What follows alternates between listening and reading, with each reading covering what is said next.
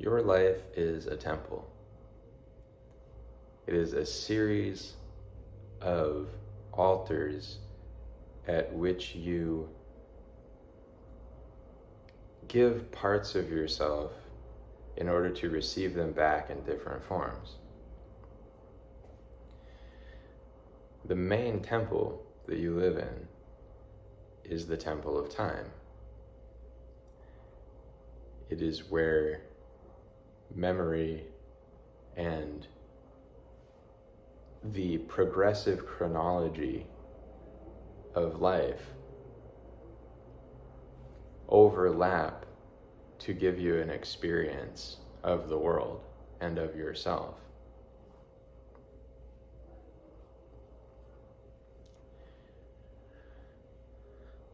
So, in this temple, time is always counting down. Cycles are always beginning and ending.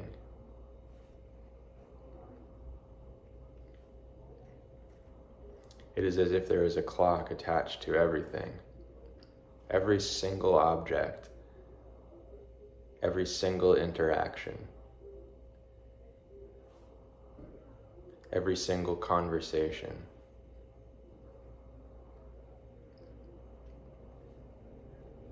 All of it happens within a closing window.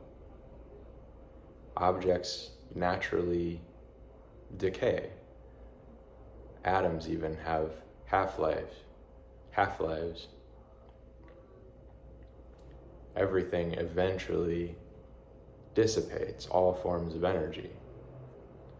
But until that time, it runs quite magnificently, as if the engine of every single object is using an almost unlimited amount of energy.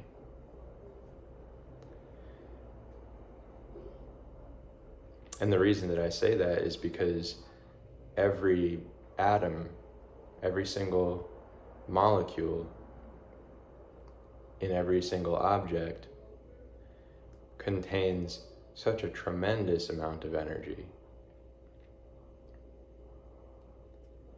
in the atomic nucleus, in the atomic core. It's constantly radiating energy. Electrons go around protons and neutrons at nearly the speed of light, constantly, at all times, forever. It's a tremendous amount of energy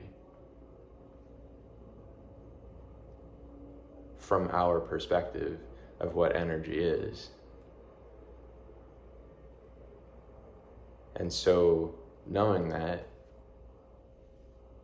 this is where the concept of time dilation comes from. In general relativity, which was developed by Einstein,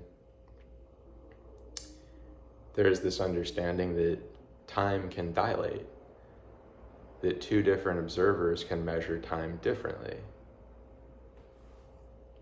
And it has to do with gravitational fields or relative motion through space.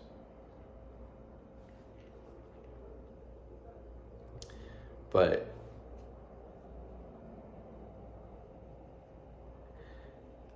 to the atoms in your body, they're always moving at near the speed of light, no matter what happens to time. And you are an expression of that energy.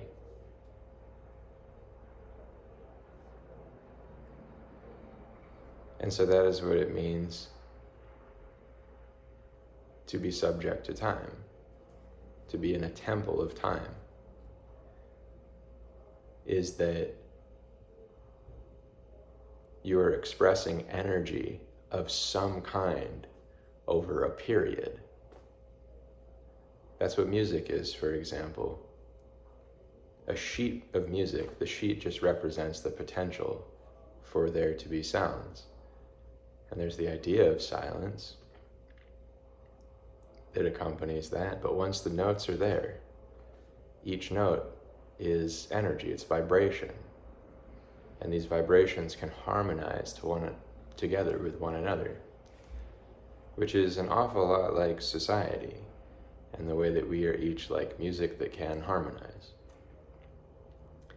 So these notes are being played, they're expressing energy, which is activity essentially, over time. Your words, your thoughts, they are the same thing, because what is energy? Fundamentally, it's a form of change. Something changes. If you have thoughts, there is a patterned change that your perception and your awareness are undergoing. And as your perception and your awareness undergoes some kind of a patterned change, you express the quality of difference and a difference in energy. So what reigns over the temple of time is truth, because all forms of energy are a form of truth.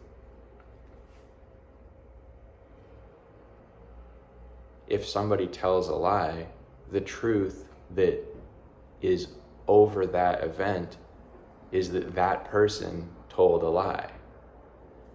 But that truth is always there, it is just not necessarily known. And so truth reigns over every event, because it's the only thing that matters.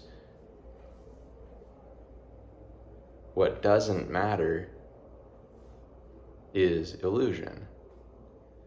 It literally has no materiality to it.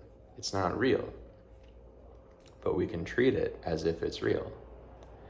And so this is where I would call another temple of being acting, the temple of acting. And it's acting in the sense of action, purely. Because even when you are acting, even when you are pretending, that's the action you are taking seriously, is you are seriously pretending. You are seriously creating a facsimile, wearing a costume, a mask of some kind. You are honestly pretending. You are honestly deceiving. You are honestly manipulating, because you know that you are doing those things. And people can confuse themselves into thinking that they're not doing those things. They can say, you know, I'm not a manipulator. I'm not a deceiver. I'm not a bad person. But when they say those things, if they've been manipulating people, if they've been deceiving people, they are rationalizing this idea to such an extent that they have now become the person that they are deceiving. They're so attuned to deception that they begin to deceive themselves. And they begin to believe their own lies. But even doing that, this is where the conscience comes in as a nagging force. And it says, somewhere in this person is the awareness of who they are being and what they are doing. And if they don't use that awareness as a North Star, as a guiding light to take them home to themselves, then they are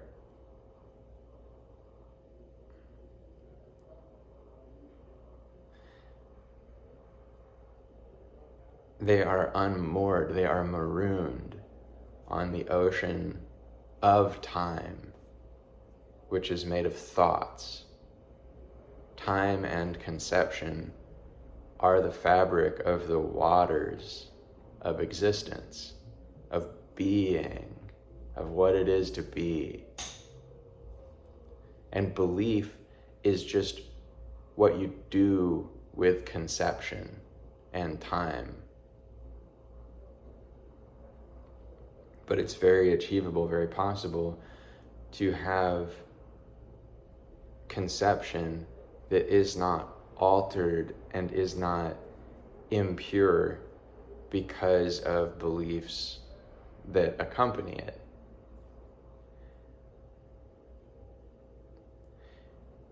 And so that's why it's so important to be able to step in and out of acting, and in and out of roles, and in and out of truth, essentially. Because something will always be true. The core of reality is truth, and the core of you is truth. And that truth will either disagree with what you consciously believe and say and think, and then you will have a disagreement internally. There will be a conflict. Or you can bring the truth in yourself into alignment with the truth in your heart and the truth in your mind. And the heart knows the truth, because the heart is sensitive to what truth is. It doesn't always know the answer to the truth, though. It doesn't always know the response to the truth. But this is where that wisdom comes from, to go within, to seek the answers that you need, because you know them if you open yourself up to that idea and that understanding and that reality. That the answers are there, they're with you. You know, so don't deceive yourself. Even if you're not trying to deceive yourself, you can deceive yourself, often out of a sense of goodwill toward other people, of seeing them as having best intentions the same way that you do. That can create deception for ourselves to deal with, where we can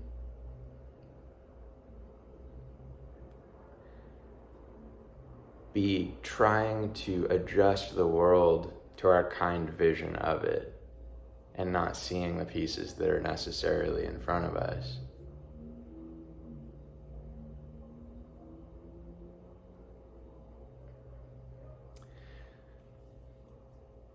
So what this takes us back to, though, is what I would call the temple of life, which is just that all expression, all life is worthy. It all has value. And so that's what you would be responding to in that sense, is you would have such a deep sense of the profound worthiness of people in life that you keep looking for it, even if there are signs that it's not there. And I'm not saying to turn away and decide that something can't be worthy that's in front of you, because the signs are there that the worthiness is not there, in the sense that they do seem to be manipulating, they do seem to be deceiving.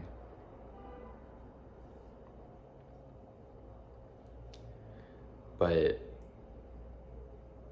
it's good to know that a lot of the time, if it looks like a duck, and it sounds like a duck, and it acts like a duck, it's probably a duck. as the old wisdom goes.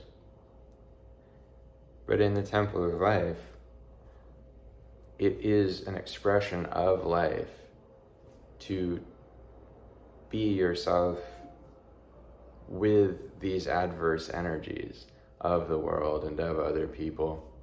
It can be an expression of self to be a rescuer and to try to rescue people. It's not wrong, it's not bad to try to help people, to try to do something for them to improve their lives, to believe in them and to think that they can get better. But what you might find is that if you do this, people have developed tools and systems for surviving as the person that they are and in the way that they are. And so you giving to them can be a challenge to those tools and systems in their conception. So they will feel somewhat like they need to react to you. They need to devalue what you are giving them. They need to devalue what you are offering them. Because that's how they value themselves, from a very egotistical place where they're holding on to ego so strongly that they are not willing or able to receive friendship, like true friendship,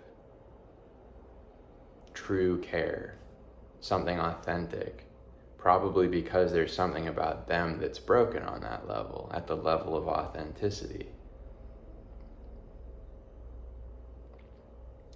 And so that's where your desire to help them comes from, because you see their value, but they won't see their value. But what you're calling their value is different than what they think of as their value, because they've propped up their sense of value on a bunch of ephemeral things that are passing things that aren't real, that aren't inherent worth, which is the only value that really matters. And everyone has it, but not everybody is aware of it or wants to be aware of it. That's why if you try to help somebody value themselves, especially with men, that can be seen as an affront at times. They don't necessarily want to see their own worthiness and value. They want to hold on to some hardness in things, a sense of hardness in themselves or in the world, because they identify that with reality.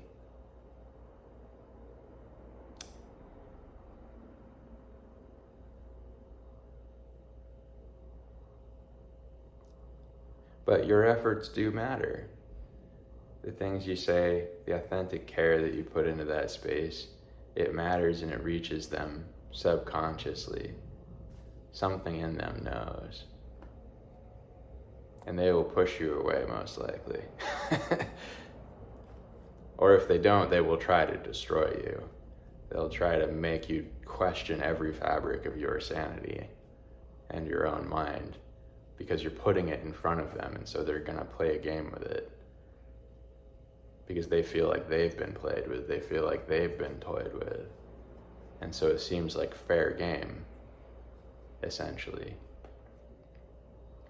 So if you really, really try to reach somebody, then you're putting the pieces of your authenticity on the table, and they don't value it, not really.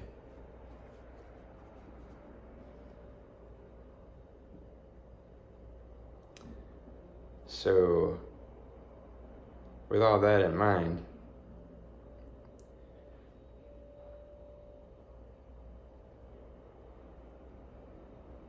I'd just like to say that as a person exploring the oceans of life and of the world, made of time and cycles and perceptions of self and other and the value of these things, I'd just like to say that everything has inherent worth, but it needs to discover that worth. Because when we look at people and we see destruction and we see chaos, these are not representations of the person. They are a mask. Their own worth is hidden to them, and they don't even want to discover it necessarily, because that challenges the idea that they've been right all along to be who they are, which is where they find their comfort.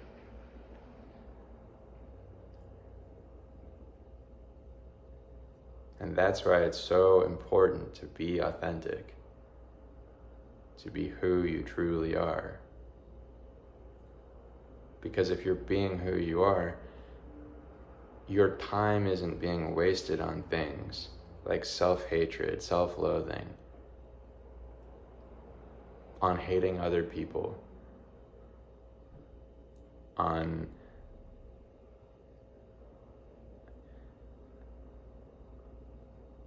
trying to justify your existence instead of just existing, instead of just being.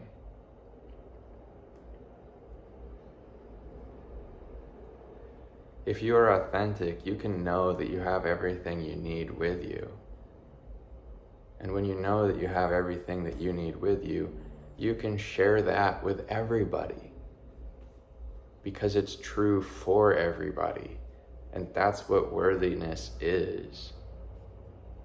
Because it's all about how all of these things cycle into your mind. That's what creates your feelings. That's what creates your sense of well-being, which is the most important thing that you can have, is just a sense of well-being. And it's an illusion that that comes from outside of yourself. It doesn't come from outside of yourself.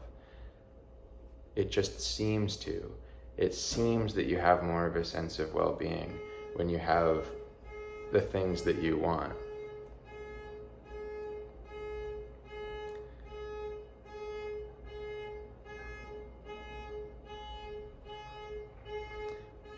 But in reality, those things are helping you to avoid the gap in your own self-esteem that exists within, and which is a gap that can only be filled by you. And when it is filled by you, that's what a lot of people call enlightenment, awakening, awareness. Because you realize how little you need to be happy. You actually don't need anything to be happy.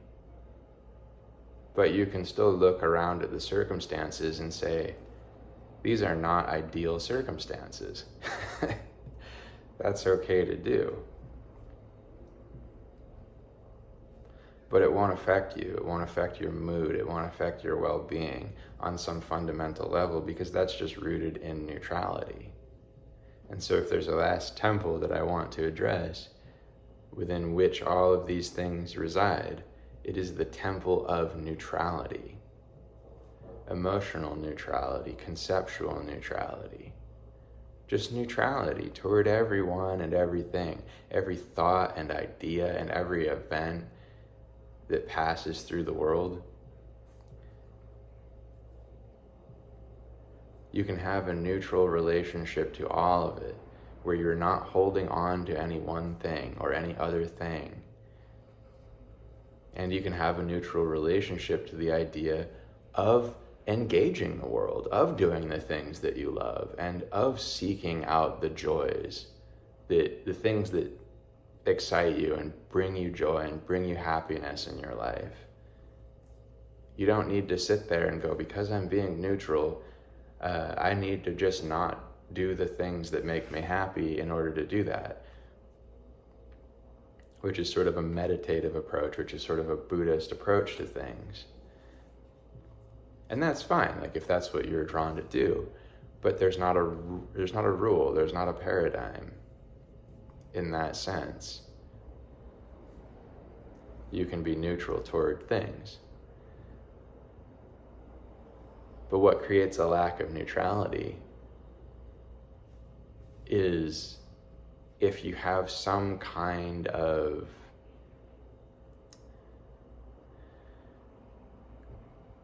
a lack of understanding of worth.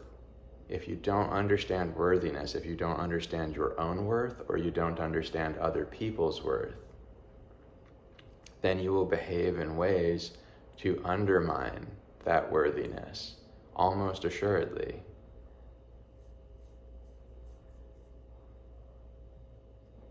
And so if you have a sense that people are not worthy, you might do things to them that you would do to somebody you consider to be unworthy. You might rob them. You might not care about their feelings in a relationship or something like that.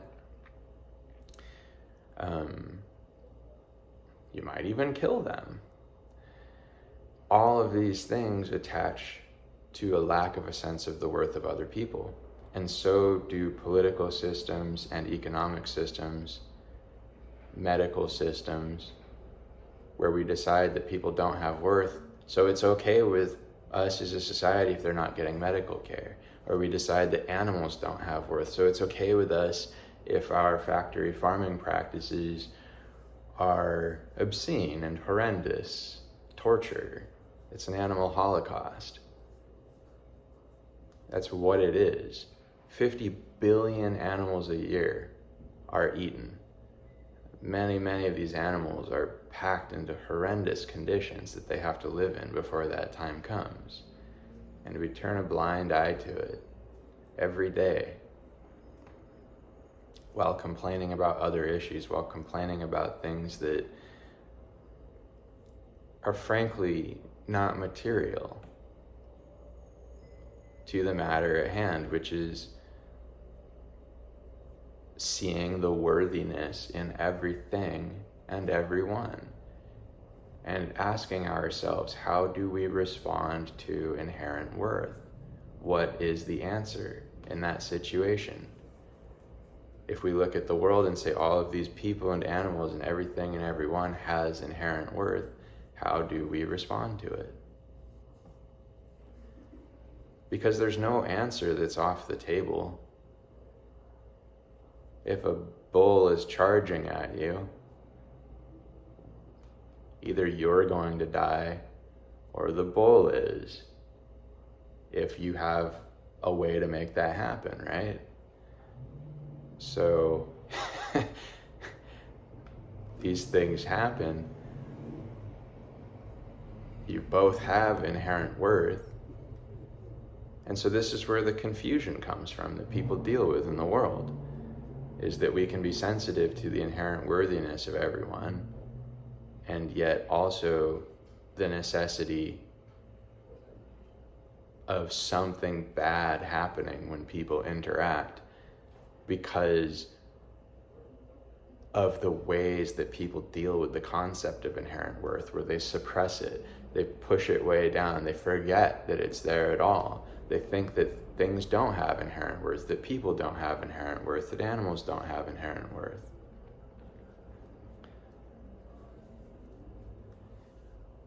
And so that's what I would call the temple of shadow.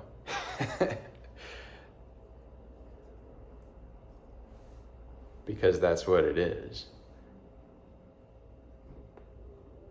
It is the things that we do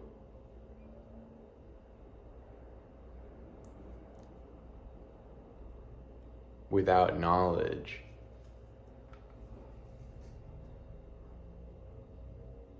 of the thing that is so extremely obvious to all of us on some level, which is that existence is worth.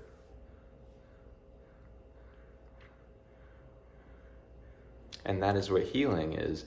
It is a return to the understanding of the worthiness of everyone and everything. And that worthiness is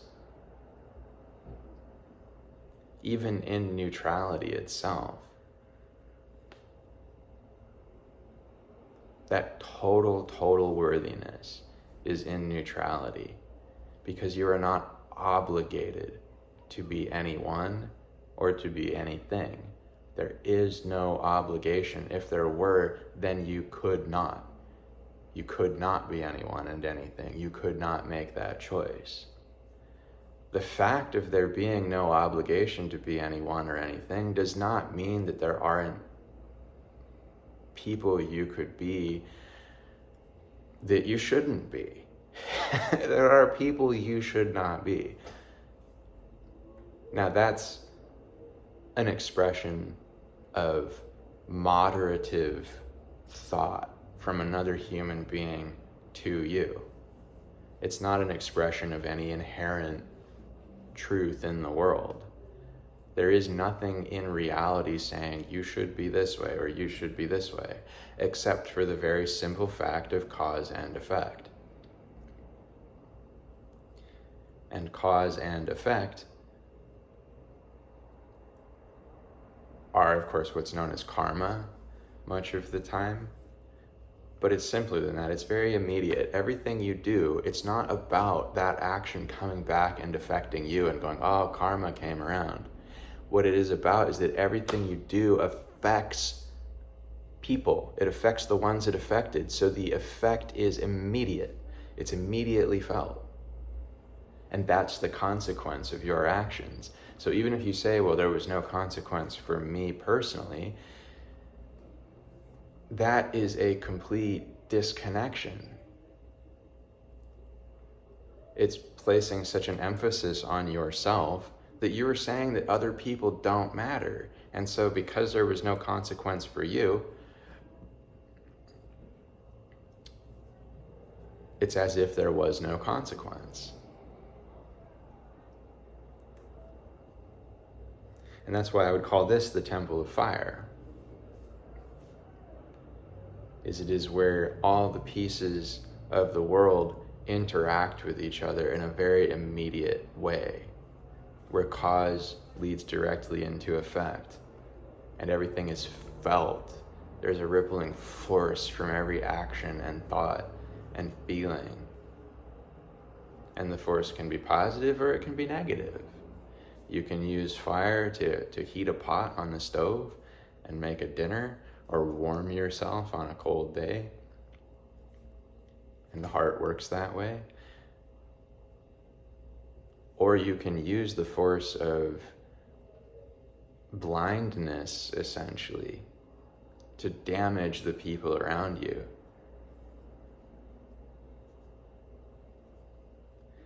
And it may be self-imposed blindness, where you give yourself permission to be somebody that you know is damaging people, and then you say, it's okay. It's okay for me to be this way. But that's a justification. It's a rationalization. You can't get away from that. It's just a rationalization because this is the temple of fire, this idea. The action that you took immediately had its effect. It was immediate. There is no okay. There's no right or wrong in this. There is just effect. And why would you affect somebody in a negative way? For the fulfillment of some personal pleasure.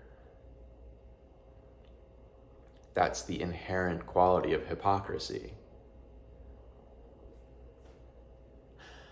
Unless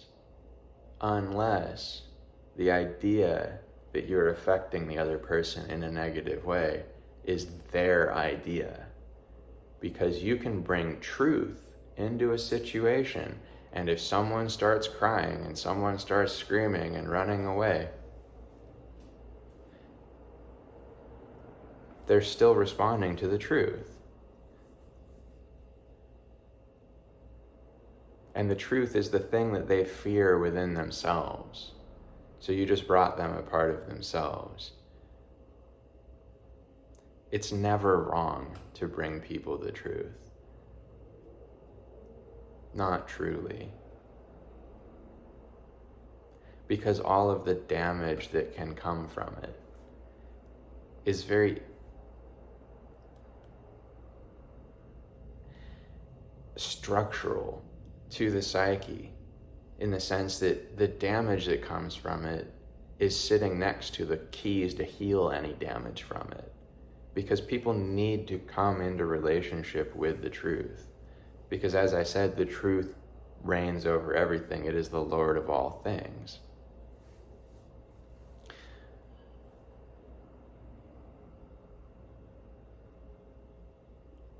And so if somebody says to you, I think you're ugly,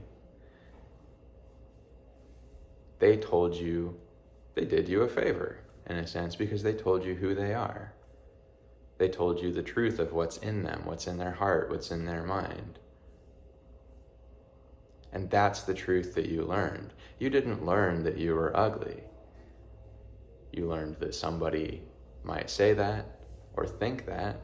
You learned about them, and that's a good thing to learn about. You want to know who's around you. You want to know what the world is. It's not something to run from or be afraid of. It's something to embrace with everything you are. To embrace people's truths. To embrace who they are for what it is. Because when you embrace it, when you embrace what it is that they are, when you know that, then you can choose whether or not you want to interact with them. And you can choose who you want to be. You can choose if you agree with them or not. And that's where you want to turn back to the sense of inherent worth and say, I have inherent worth.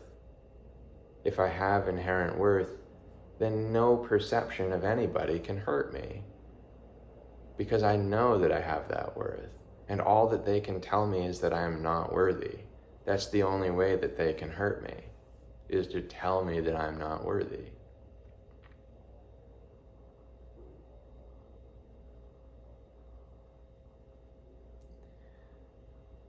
Fundamentally. But what they can tell you that is not worthy, and they can be right about this, is your actions.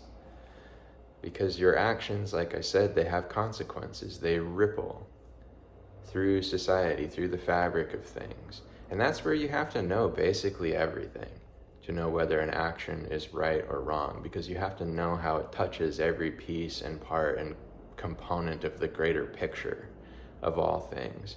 And then that's what brings us back to self, because nobody knows what all of those parts and pieces are. Nobody knows how they all fit together. And so you can be you. You can be yourself. You can align yourself with truth. And don't be a hypocrite. Don't place your own values, your own wants and your own needs in front of the values and wants and needs of other people. Because you don't have to. There is no need for that. All that you have to do is be yourself and be responsible for yourself, and understand that everybody else can be responsible for themselves too. Because we're all in this together. But if you don't express that self-responsibility in that way, you're not expressing the most important quality that anybody can receive from, which is you having the courage to be yourself in a world with a society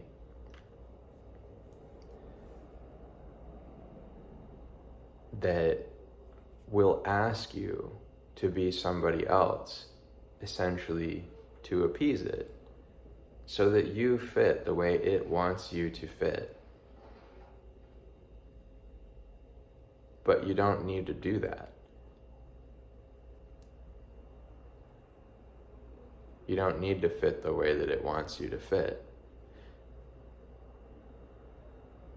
You just need to fit the way that you feel you fit and you feel like fitting.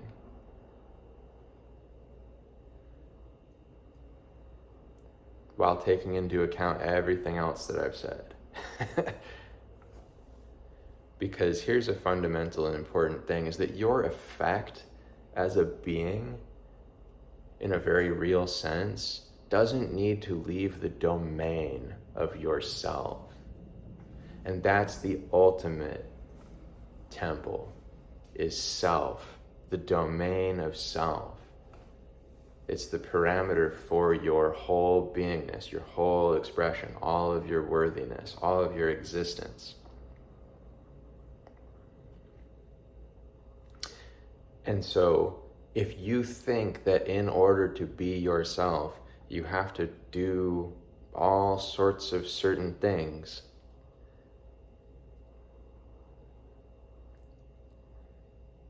that might be true for a time. You have phases you have to pass through in order to incorporate those things. You have to reconnect all the pieces of your soul to who you are on the planet.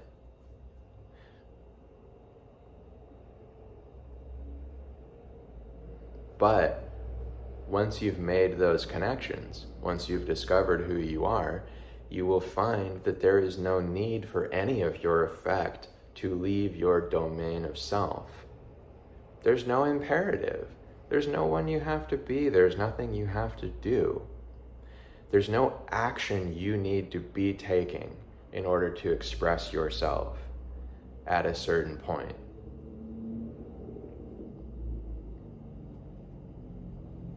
And so if you have that confusion of thinking, I need to do these things to be myself,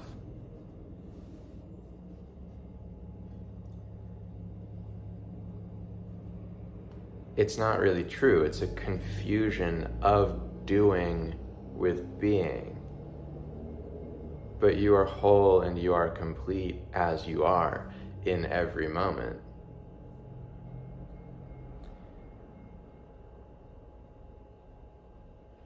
You just may not be aware of it at certain times. And so you have to take certain actions in the world to recover the pieces of yourself, create the awareness that you're whole at all times and in all moments, and return yourself to that state of understanding.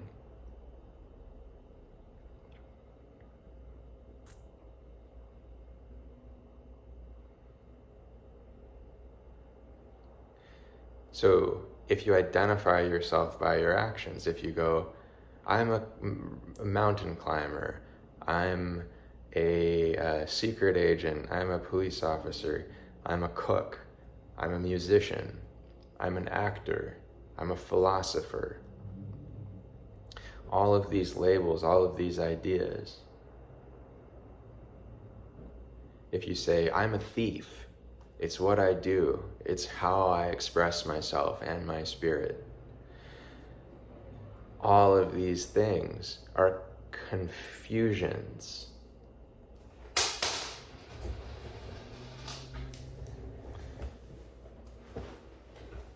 They are confusions of the self, because all that any of these things are is they are things you can do.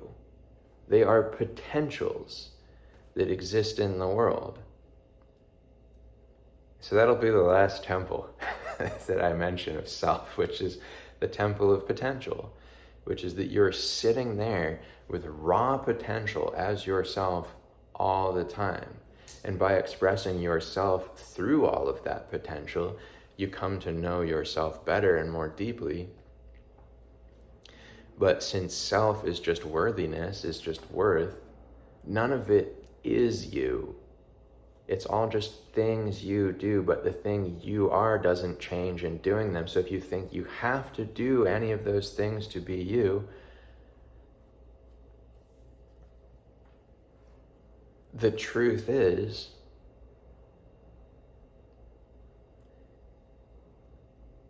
you don't.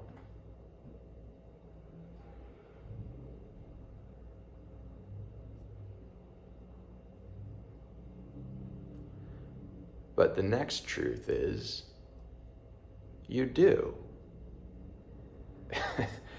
And the reason for that is that no one sits completely still. No one does nothing. Everything changes. Everything is in a state of flux. But what I'm explaining to you is that by creating the mental paradigm for these thoughts and actions that you can take in the world, that certain thoughts and certain actions are you. You are confusing yourself for your expressions of yourself. And that's what creates a cyclical kind of jail that people live in. They make themselves into prisoners of these habitual cycles, of these cyclical sorts of thinking, of these identifications of self that are misidentifications, because they are expressions of self. They are not self. It's just that by being you, you'll do all these things that you do. But if you have the idea that you have to do them to be you, that's an illusion. That's a jail that you've placed on yourself. Because I promise you that the prisoner who is in a jail, but who is free in his mind, or is free in her mind, is far more free than a person who is experiencing themselves as being free because they have everything that they want and that they need in order to feel free.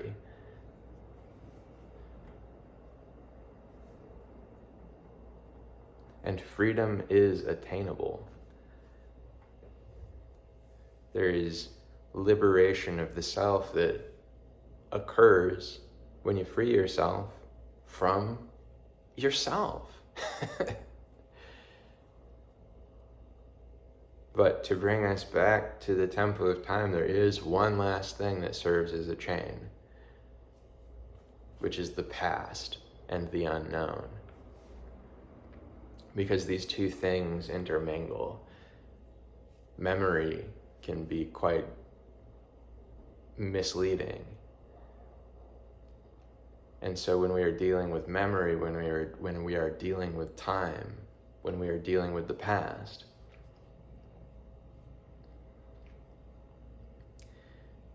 it can be very hard to say who you are, because you look at the world and you say, and when you were dealing with the unknown too, because you look at the world and you say, I don't know what I'm responding to, because I'm trying to respond to the person and the people around me authentically, but I don't actually know what's happening because people are capable of dissimulation. They're capable of so much trickery and illusion that you're the person who's stuck in that illusion. You're navigating it. You're navigating their lies, their deception, their ulterior motives, and all of these things.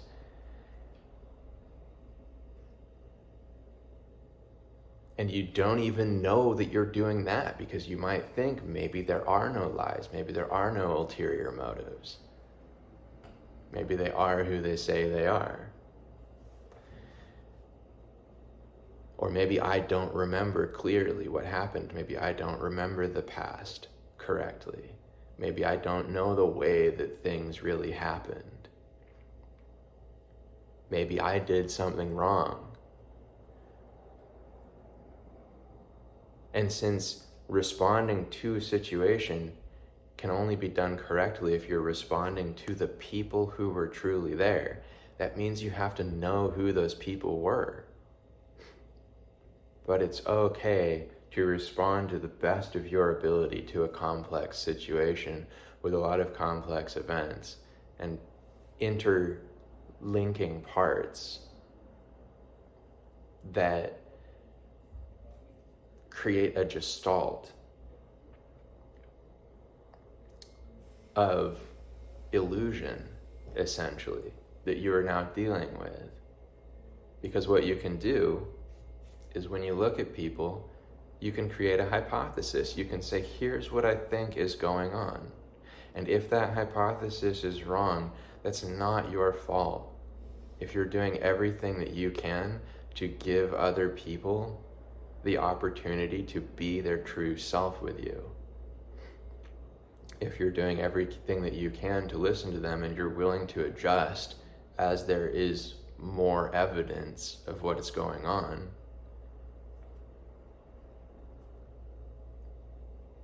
then you're okay. Any harm you cause is accidental.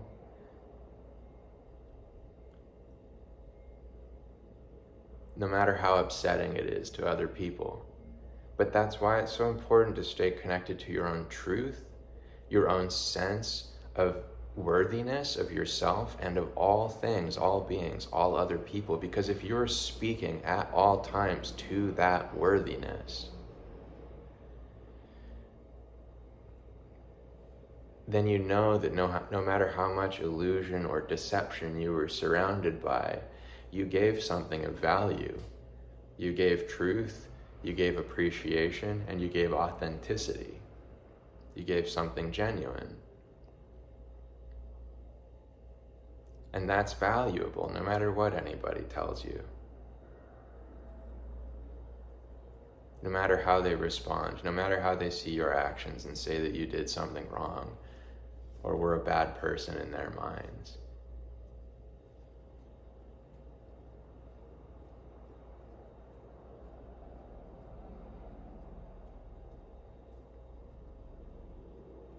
Because it's not your job to know what you don't know and can't know. That cannot be your job. You can only know what you do know. You can only know what people are saying and what that likely means about them, about who they are. If they seem genuine to you, if they seem authentic, or if they seem deceptive, manipulative.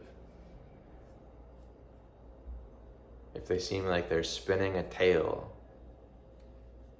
to serve them.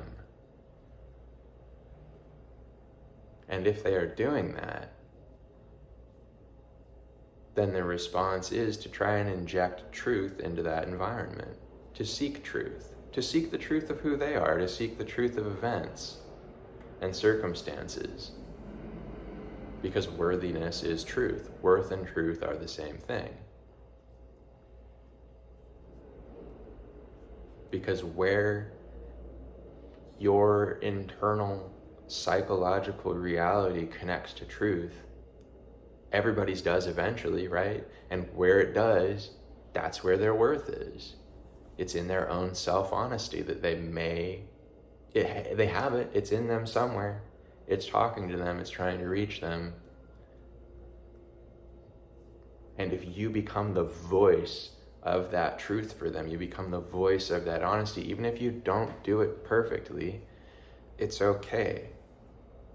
Because they'll know on some level, they'll remember, they'll realize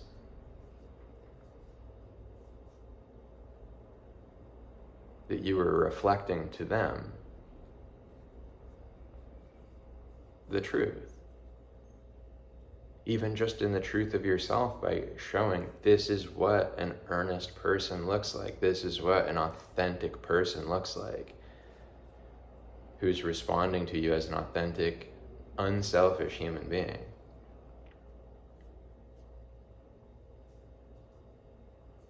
Because if you're connected to worthiness in all things, then you're connected to unselfishness. Because you see everybody else as expressions of yourself, and you reach out to them and talk to them and connect with them as if they were you on some level. And that is kindness. Because intent matters. Why you do things matters a lot more than what's on the surface. If you're doing things and you're motivated by decency, it's very, very difficult to become an errant boat on the sea that's meandering and lost and confused. You can be confused, but what I mean is that you'll always have that North Star.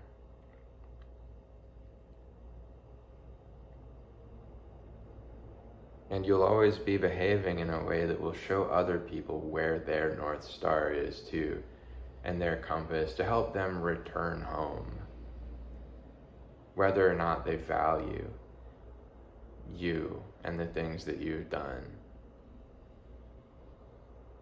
Because at the end of the day, everybody on earth has to deal with adverse circumstances.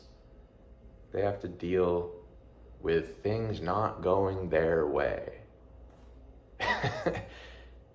And some people need that experience. And if you bring them that experience by being a genuine person,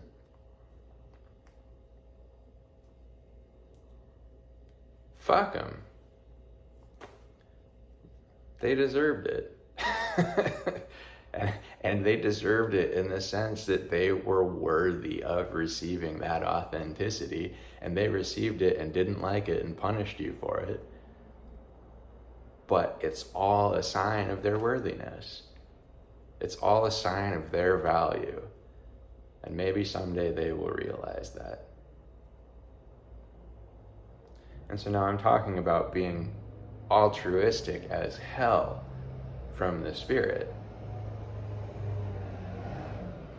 I'm talking about coming from a place of truly seeing everybody's worth and then encountering the shadows in the world, the ways that everything is manipulated and distorted through a prism of ego and self, where when people encounter a true sense of worth, it can even terrify them to some degree. Because true worthiness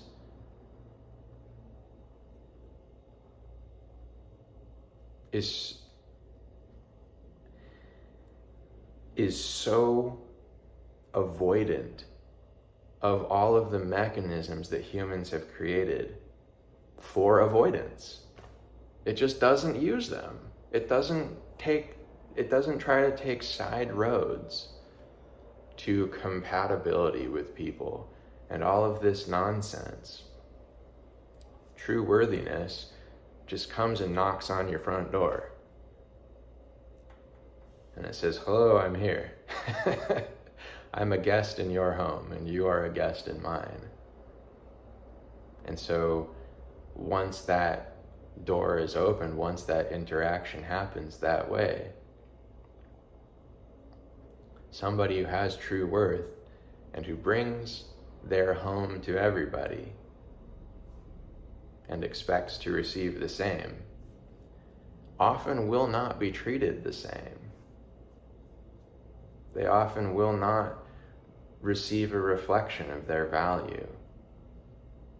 They will receive a reflection of how compatible the other person thinks that they are with them and their world and their way of seeing things and their way of doing things. But we have created compartmentalization within ourselves where we go, I'm not going to express what is true and real to me and what is truly who I am. Instead, I'm going to express a version of myself for society.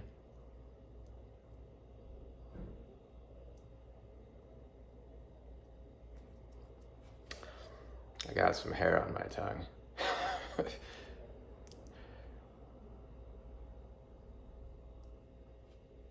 And for what? What do we express a version of ourselves to society for? To prop up some idea of ourselves, some illusion, some fake peace.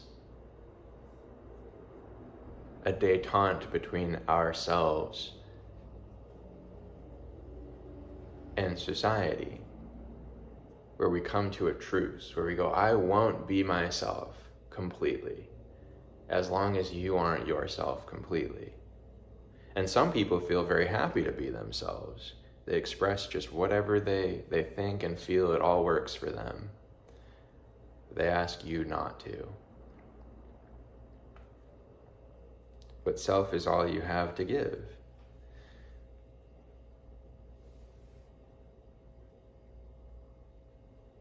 Because self is where worthiness is rooted. Worthiness is rooted in self, and self is rooted in worthiness. Just being is worth. And that's also the greatest gift that you have to give, is a sense of worth, because that's what gifts are, is they are a representation of the other person's worth, both to you and in the grand scheme of things in the whole world. Where if you get a laptop, you can go, holy cow, this is incredible. I can play video games on this. That's the whole of reality coming to you and going, you're worthy of this experience. And you feel excited, you feel overjoyed that the capacity for that even exists, that we didn't just have to stay stuck in caves forever. And at the same time, because somebody you love gave it to you, you go, this makes me feel worthy of this person's affections. I love them, they love me. I now have that reinforced sense of self. And that's positive. It's a positive thing. But we've turned gift giving in society into like a mandatory display of affection.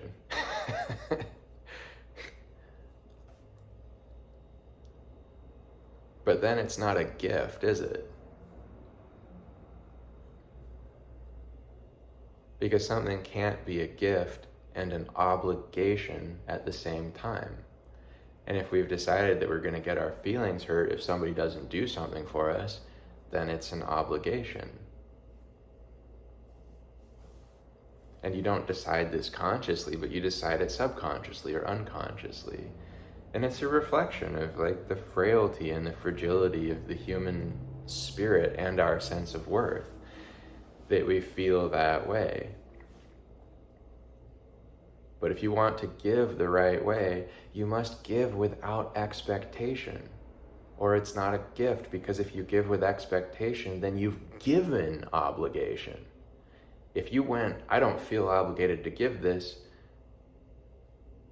but if I give something, then I should receive something, then you've given the gift of obligation, which is not a gift. That's an obligation. That's what that is. And so a lot of people don't experience it this way because they give very naturally to their friends and family. They enjoy the process of gift giving, things like Christmas and birthdays. These are fun times for them. And so some of those people just won't understand maybe why you don't want to participate in that fun with them. If you're coming from a place of saying, I don't really believe in gifts. But that's because they are approaching everything through the paradigm of society and socialization and having fun with people, having fun with society, having fun with others, rather than approaching life from the point of view of saying it's other people themselves who are the gift. So it's like I was talking about earlier, about how we can confuse ourselves for the things that we do. This is the reflection of that idea. We're just in the same way that you're not, a snowboarder, you're not a police officer, you're not a botanist, you're not a biologist, you're not a scientist. What you are is just you, your beingness itself. And so in that sense, maybe you are a scientist. Maybe everybody is a scientist, like actually, because you are taking in the world, you're conceiving of it, you're processing it. That is a thing that you are. It's very fundamental to who you are. So we're all scientists, but hopefully you understand my meaning here. And to bring this back to what I was just talking about, so society and its relationship to us is the other side of this, because people are the gift to us. Who they are is the gift, not the things that they give us. And so if we confuse their actions toward us as who they are, then we end up in a state of not understanding truly how to be with them. And we have weird neuroses, like, I can't sit still and not do anything or say anything with this person without it feeling weird. Like, that's how action-oriented we are. Where if somebody just stops doing things, you wonder if there's something wrong with them. If like the robot is broken down. You're like, what happened to Andrew? Like, did he stop working? So we're very performative. And relationships are built on gestures. You bring flowers, you do romantic things. You go be in romantic places. You create memories. You reflect on these memories. These memories accompany you through your life. And they are good memories. But if you come down to the real heart of things, if you can get down to the worth of the person themselves, then just being with that person is the highest form of activity with them. There is no higher form of activity than just being with them. It doesn't get any better than that. It doesn't matter if you're in a church or proposing on a mountaintop, or you're in some beautiful city, or you're underwater. It doesn't matter if you bought them something for Valentine's Day, or you didn't, or you thought of them on your way home and got them a gift, or you didn't. It doesn't matter. None of it matters, because just being with them is the pinnacle. And so all other expressions, all other things you can do with them, just color that. They just color that sense of true love, of what it is to truly be with somebody, is to understand that it is who they are that is the gift. And if who they are is the gift, then it doesn't matter what they do. You don't need them to do something to receive the gift of them. They don't need to do anything, just like you don't need to do anything in order to express yourself and to be yourself and to express the gift of yourself.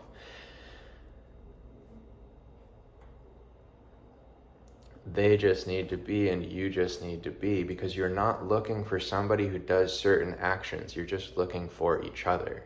And once you have each other, you probably will do certain actions as expressions of that. But if you don't, if you're just being together and that's all that you are and that's all that matters to either of you,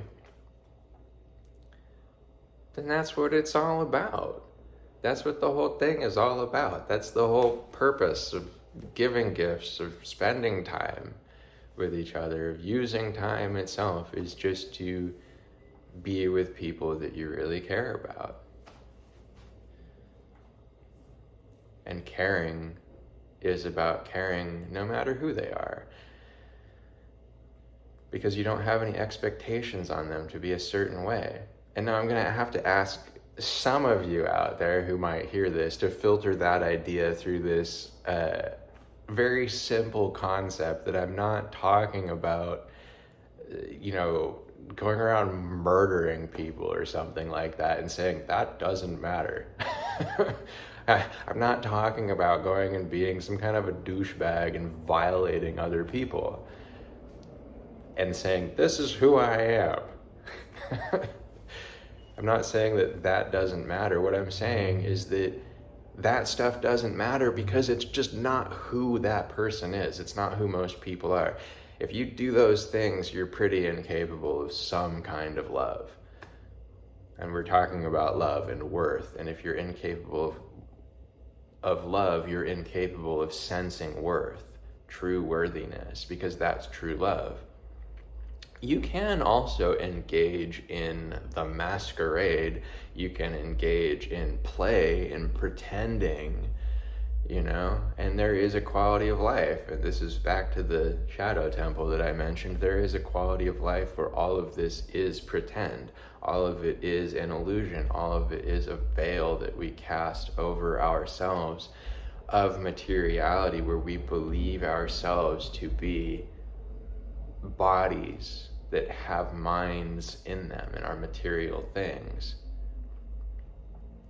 And so since that's the case, everything we do is an act, everything we do is an illusion. But like I said, back to the Temple of Fire, right? Every action that we take has an effect. Somebody feels that, they experience it, and that is real. So you have to ask yourself, do you really want to physically hurt somebody? Do you really want to hurt somebody? If you think your actions or words will hurt somebody, you have to ask yourself, do you want to do that? And if you think that has some primacy in your psychology where you need to do that, you need to hurt people to be yourself, you have to ask yourself why you've made yourself a prisoner to that way of thinking. That you've decided you have to do a thing to be a person, to be you.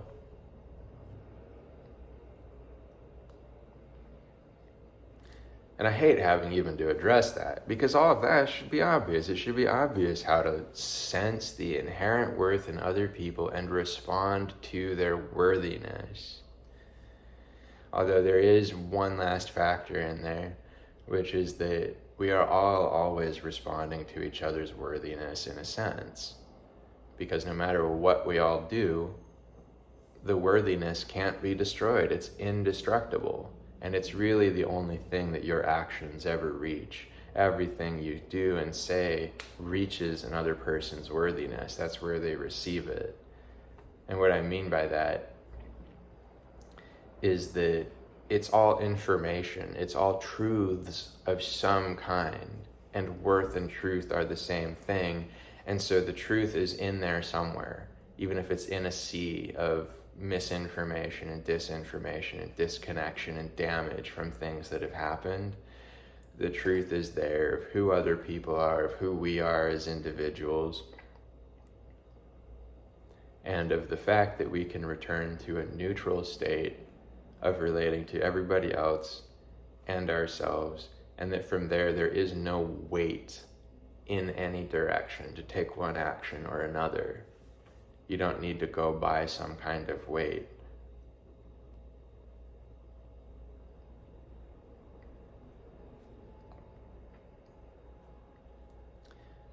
But there are actions and there are directions, and there is the effect that you receive from going in those directions and taking those actions, and then there is the effect that other people receive from you going in those directions and taking those actions.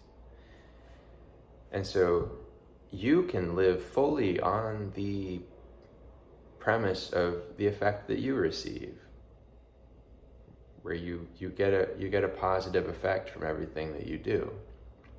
And then when you have to start thinking about the effect that other people receive, that's where the question of human society comes in, and what is right and wrong, and legality and morality, and these sorts of things. But if you have some paradigm that you have to have a certain effect on other people or you can't be happy, then you have misled yourself truly into a ditch. You're like totally stuck in your life. Now, you can have that be a guiding light in a sense, where you can go, I'm going to be the most famous, coolest person ever. I'm going to be the smartest. I'm going to be the funniest. I'm going to be the best actor, and people are going to love me. They're going to adore me. And you just get a thrill, you get a rush from that, so you go in that direction. And that is still actually an expression of worth. You're still following a sense of worthiness and valuation of self. And you can do that in a way that is charming to other people and doesn't put anybody down. Or you can do it in a way where you do put other people down. It is still a separation of self, because ultimately, at some point, once you arrive at that place where you go, oh, now I feel like the best, now I'm loved and all these things, I'm the best comedian, I'm the best actor, or whatever, then you're on an island of self where all of a sudden you reflect and go, well, what was it all for? What does it all mean to me? What's the purpose of all of this? And so by arriving in that place and having that connection to things, you realize that your drive that sent you in that direction was misplaced. It came from being a juvenile, essentially, in your development as a conscious, aware being in the temple of time and in the temple of life, which is just made of how you use all the time that's in front of you.